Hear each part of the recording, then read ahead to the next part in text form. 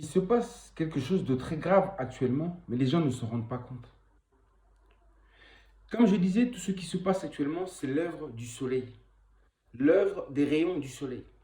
Oui, cette sécheresse, que les gens trouvent des excuses, des explications, mais sachez que tout ce qui se passe, la sécheresse, c'est forcément l'œuvre du soleil, de Ra, d'Aton, de Ré, le Dieu créateur l'unique.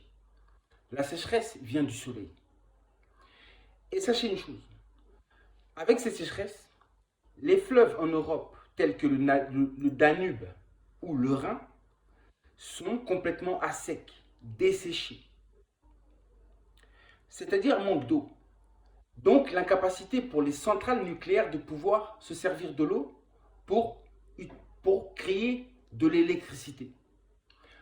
On utilise l'eau pour créer l'électricité, car dans l'eau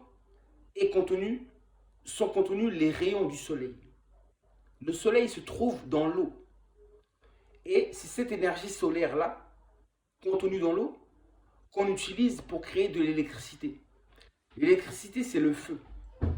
Et, pardon, s'il te plaît, 2 secondes, hein, s'il te plaît. Et je disais que l'électricité, c'est le feu. Et le soleil aussi, c'est le feu. L'électricité, ça provient du soleil. Vous comprenez ça? Les éclairs, c'est de l'électricité. Ça veut dire que là, ils sont dans la capacité de pouvoir créer de l'électricité, étant donné qu'il n'y a plus d'eau, étant donné que les fleuves sont desséchés. Imaginez un peu dans les années à venir. Ou imaginez que si encore cette sécheresse, cette canicule continue encore jusqu'en octobre, comment vont-ils faire pour créer de l'électricité? Et dans les années à venir, que feront-ils? Et en plus de ça, l'eau, on en a besoin, c'est vital. On a besoin d'eau dans la vie, pour l'hygiène, pour beaucoup de choses, pour la survie aussi. On a besoin d'eau. Mais aussi, sachez une chose, que quand les fleuves sont desséchés, il y a un problème. Pourquoi?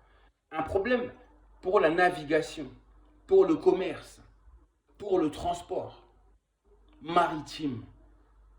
Du fait qu'il n'y ait pas beaucoup d'eau, le niveau d'eau soit très bas, comment voulez-vous que les péniches puissent circuler et transporter justement des affaires? Comment voulez-vous que l'industrie ou l'économie ne soit pas touchée? Forcément, il y aura des conséquences. Moins d'eau à boire, etc., etc. Et vous imaginez un peu le prix des produits, comment ils vont augmenter.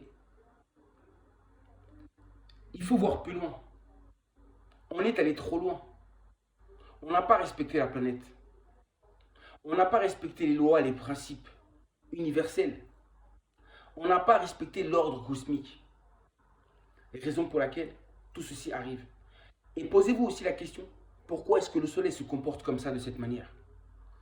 El Niño, c'est le soleil. C'est l'œuvre du soleil. Vous ne pouvez pas séparer El Niño avec le soleil. Donc, moi, je comprends que l'humanité a des comptes à rendre avec le Dieu soleil. C'est lui qui est la source de tout ça. De la canicule, de toutes ces choses, de tous ces phénomènes. Car il est à l'origine même de la création. Vous comprenez un peu? Donc là, c'est s'attaquer vraiment à une montagne. On ne peut pas contester la suprématie du soleil. On doit changer notre comportement, notre manière de penser et de vivre, de percevoir les choses. On doit devenir des êtres conscients, réfléchis. Beaucoup de gens vivent leur vie, mais sans voir plus loin que le bout de leur nez. Ils n'imaginent pas les conséquences de tout ce qui se passe actuellement. La portée de ce qui se passe. Et ce qui risque de se passer dans l'avenir même. C'est grave. Si on commence à manquer d'eau, là, ça devient vraiment très grave. Puisque l'eau, c'est vital.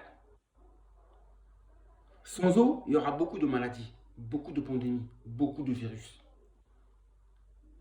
Et ça aussi, c'est l'œuvre du soleil. Le soleil crée le positif, mais crée aussi le négatif. Le soleil peut être généreux, mais peut aussi être très dévastateur. Et en ce moment, on voit sa face dévastatrice. Il faut le constater, il faut ouvrir les yeux, regarder ce qui se passe. Et vous ne pourrez pas dire que ce que je dis est faux, que c'est de la folie ou que c'est des mensonges. C'est la réalité. L'effondrement va être brutal. Brutal. Vous savez, quand un château s'effondre, il s'effondre en un instant.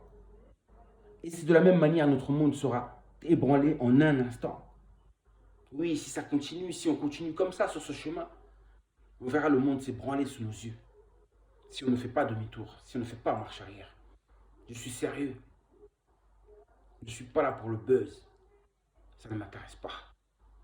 Seule la vérité qui compte pour moi. Que mon message passe.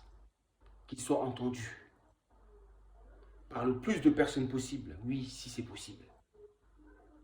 Le reste, c'est pas important. Corps, spirit.